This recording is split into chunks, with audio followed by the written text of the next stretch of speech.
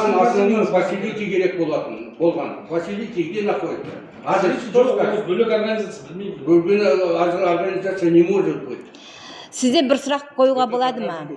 Қазір бізде Бекон групп, а фасилити не себептен жабылды?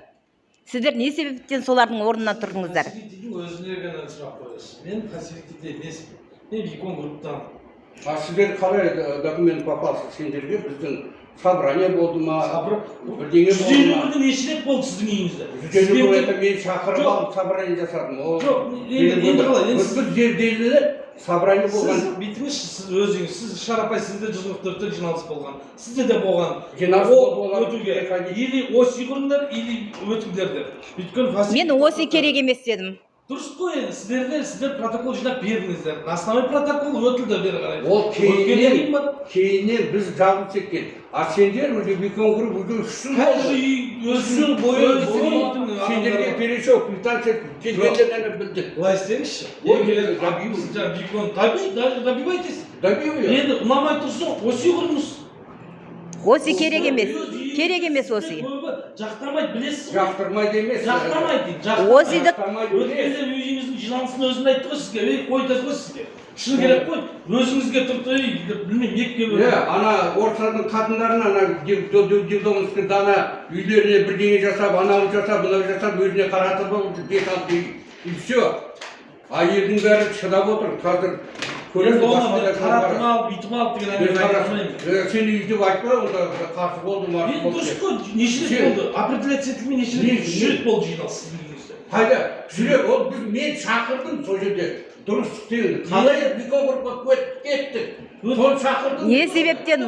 Сол жер қол қойды ғой. Өзіңізше қол қойды. А сен ол жерде қол қоймайсың. Сен собранияны өткіздің, мен саған учить етейін. Онда хитрый вариант не пройдет. Собрание провел, а ни переименование никакой.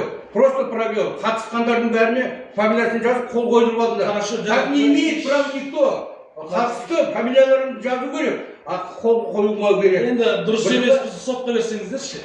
Таба, оны неге беретінді өзім білемін мен. Сені сұрамаймын. Просто сендер адам деп санап тұрған жоқсың. Понимаешь? И соңғы кейін нағып сен көбейтіп жатырсыз. Нені услуганы 40 теңге. Қазір ғана 2024-те ғана городской активы неден обсуждение идет.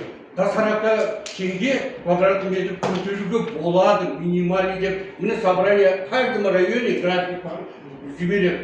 А сендер 3 жыл бұрын 40 теңге көтеріп жібердіңдер. Соңғы кейін капремонт. Сіз маған үйтіп заблуждение әкелмеңіз. Жыл бұрын сөзді доказательство жоқ никогда. Осы биыл ғана сіз Шарапай заң күшіне енгеннен кейін 40 теңге. О, как раз запомнил. Енді дұрыс қой. Ал 3 жыл бұрын деген өтірік сөз. Квитанцияңызды әкеліп көрсетіңіз. Өтірік заблуждение жібермейсіз. Өзіңіз дұрыс білмейсіз. Алматы сөйлеп деген жасыңыз көмсіз. Өтірік айтуға болмайды дейміз. Өтірік мен еш уақытта айтпаймын. Көрсетіңіз. 3 жыл бұрын квитанцияны көрсетіңіз. Көрсетемін, газ жіберемін, салып жіберемін. Салмай келіп тұрғаннан доказательством келмейсіз ба сіз маған? Мен саған доказать етуге келген жоқ, мен просто ана... Енді онда түсінік қажет, мен сонда доказать ететін жерде етемін. Онда хатты өткізіңіз, болды, жауап береміз, болды ғой. Болды, жауап бер, болды. Мен тұрап 40 теңге бәленбай жыл болғанды.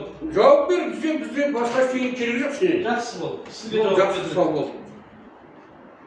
Есік мына жақта. Содан кейін бір нәрсені сұрай кетейін. Жаңағы сіздер айтып отырсыздар ғой, Бекон группа деп, фасилити. Не себеппен олар не өзіне барыңыздар? Жоқ болып отыр ғой, оны сұрайды оғын. Олар не болды? Аға бағана айтып едіңіз ғой, фасилити бірдеңге қапты деп. Банкрот. Банкрот. Наличными деньги платим, да, и банкрот. Ертең 5 лет пройдет, да, и сен банкрот деп басқа біреу кетеді, сен кетесің, Аллах құрып. Ақшаны жеп па? Наличкамен ақша төлеп отыр, сен банкрот. Қалай айтасың? Жоқ, сіздер қызықсыздар. Қызық, мен қызық емес, сен қызықсың. Фасилити мен емеспін. Фасилитиді құзырлы органдар, как управляющая компания, департамент бардым деп тұрсыз. Жауап берді деп тұрсыз. Енді мен не деп жауап беремін? Ол бөлек организация. Сіз сұрақ қойып бір минутке. Хорошо, бір минутке. Не істеп жүрген мен қайдан білемін? Бір сұрақ. 5 жыл істеп жүріп, наличкамен ақша төлеп жүріп, банкрот объявил, Бекон групп создал. Кешіріңіз. тұра тұрыңыз. Викон групп ол фасилити. Переименовался просто. Людей не отчитываются. Викон групппыз болды сол өздеген. Қазір мен сізге бір нәрсе сұрайын. Фасилити кімге? Департамент жиляға қарай ма? Фасилити өз алдына фасилити. Ешкімге қарамай ма? Жиля управляющий компания болғаннан оның обязательно оларда тұр. Данный бар. Енді мен бір сұрақ берейін. Енді банкротстводан кейін, мен білетұғым заң бойынша банкроттан кейін олар 5 жыл жұмыс істемеу керек. Менің ойымша фасилити к вам перешли. Просто атын айтып, переименовать етіп, болды, и все. Также такой же состав остается. Шатастырмаңыз, хорошо? Енді қазір көріп отыр, любой көзі ашық адам әр компанияның өзінің биіні болады, немесі болады. Перешли атын ғана ауыстырып деген нәрсе келмейді. Тексеріп көріңіздер, фасилити кезінде биіні қандай болды, налогын бәрі төлеген налоги арқылы тексеріп. Енді олар банкрот жаралап. Конкурста тексеріп. Кешіріңіз. Олар жаңа банкроттық жаралап, банкрот болғаннан кейін бұлардың менің түсінігім бойынша бүткіл ақшаны бөліп алды деген жауап жүріп жатыр. Бүткіл ақшаны бөліп алып, нөлге түскен. Ол қалай нөлге түседі? Түсуі мүмкін емес. Сол нөлге түскеннен кейін оны банкрот жаралап, сіздерді осындай немене Викон групп ауыстырған деп. Мен солай естіп жатырмын. Мен бұл сөз ғана. Бірақ артынан біз шұқылап әрі тескен жоқпыз. Шұқылайтын болсақ әлі барамыз, шығады деп бәріне. Жарайды, жақсы. Аха, жақсы. Рахмет көмегіңізге. Аха, сау болыңыз.